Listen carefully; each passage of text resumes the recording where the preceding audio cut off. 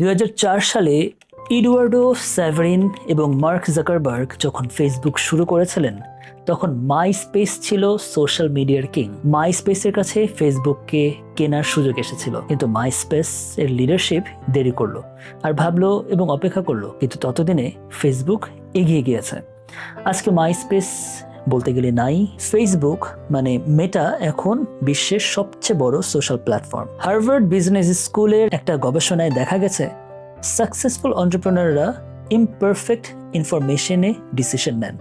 তারা 100% নিশ্চিত না হলেও মুভ করেন, আর যারা সব তথ্য পাওয়ার জন্য অপেক্ষা করেন তারা সাধারণত সেই অপরচুনিটিটাই মিস করেন। আমাদের বেশিরভাগ মানুষ অপেক্ষা করি সঠিক সময়ের জন্য, সঠিক তথ্যের জন্য, সব ভয় কমে যাওয়ার জন্য, কিন্তু সঠিক সময় কখনো আসে না।